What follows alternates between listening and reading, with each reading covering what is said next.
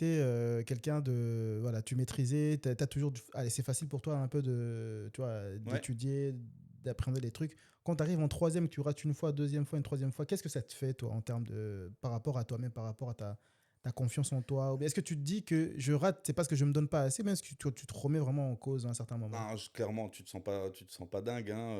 Ouais. Tu vois, moi, à un moment donné, en troisième, j'ai des gars avec qui j'étais en première qui commençaient à me donner cours, tu vois.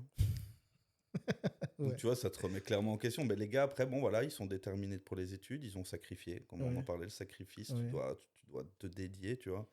Et donc, je sais pourquoi j'en suis là. Je comprends que, ben voilà, moi, j'ai pas fait comme eux. Je me suis un peu laissé aller. Voilà, la musique est là, les copains sont là, les Ouais. distractions sont là. Et donc, je m'en veux un peu à ce moment-là. Et je me dis, OK, il faut que je me ressaisisse. Donc, je vais bosser. Et je bosse, je bosse. Je remets pas en doute mes capacités, Ouais. mais je sais pourquoi j'en suis là. Tu vois, Donc, tu es conscient de... ouais, je que me dis, c'est ben, un peu... j'ai pas assez bossé, tu vois. Ouais, c'est ta propre négligence qui t'a... Clairement, ouais. Est-ce qu'il y a un moment donné, un moment précis où tu te rends compte de ça? Qu'il faut que tu te remettes en cause, ou bien Ouais, c'est venu? je pense, mais déjà en arrivant en troisième et ma première troisième, je me rends compte qu'il y a des cours, je capte plus rien, tu vois. Ouais, Mes bases sont pas bonnes et je me dis, ah merde, t'as déconné, comment tu vas faire pour sortir d'ici? ouais, Tu viens d'investir 2, 3 années, 4 années, et il y a moyen que tu y arrives jamais, que tu t'arrives pas à finir, quoi. ouais.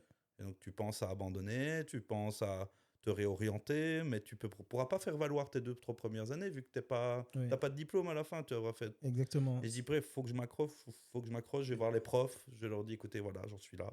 Ouais. Je sais que j'ai des lacunes, je sais que j'ai déconné, mais moi, je veux y arriver. Comment est-ce que je peux faire, tu vois? Et donc là, les profs me disent, ok, mais de toute façon, c'est vrai que quand je fais ma troisième, ils acceptent de me faire confiance, de me dire, ok, mais alors on veut te voir, Mhm. on veut que tu viennes poser des questions, on veut que tu t'asseyes à côté des mathématiciens, des physiciens, là où tu as des lacunes. Il faut que tu ailles leur poser des questions. Même si tu as déjà fait les cours il y a des années, il faut que tu refasses les Mhm. cours.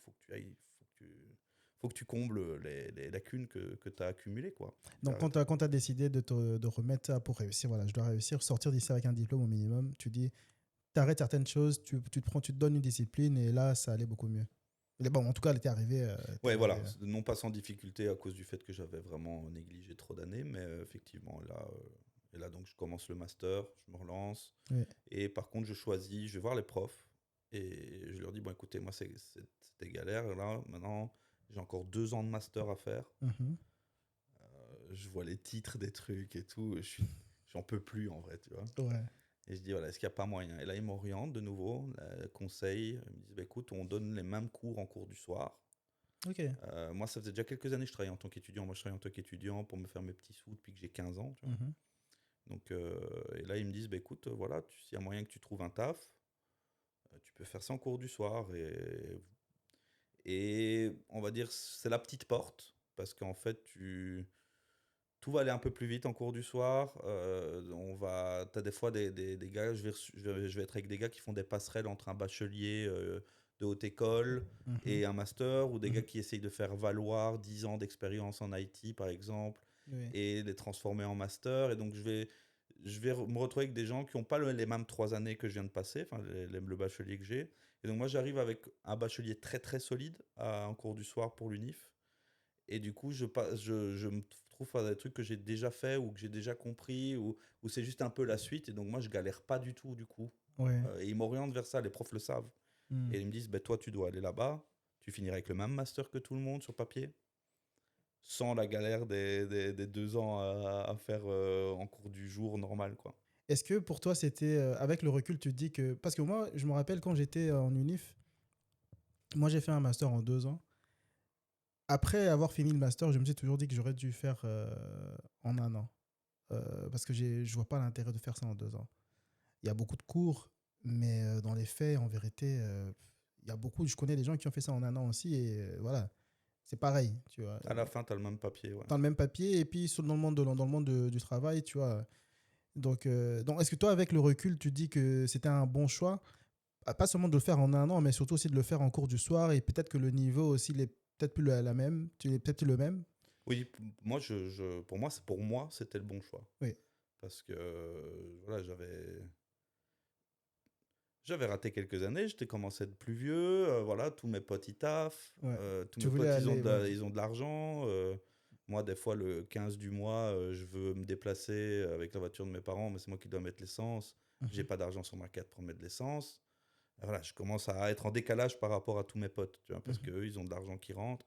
Donc, il était temps pour moi de passer à la vie active, et je pense que c'est vraiment ça Ouais. qui m'a décalé, c'est commencer à taffer. Du coup, tu vois, euh, tu mets en pratique dans le monde, dans l'industrie, on va dire plutôt que dans un monde académique. Donc le Mhm. monde académique était plus fait pour moi. Euh, j'ai manqué de rigueur, comme je disais, pendant tout des... Donc la pratique me met, voilà, me remet en face de, ok, l'informatique, c'est ça, Mhm. dans le monde de l'industrie, on va dire. Mhm.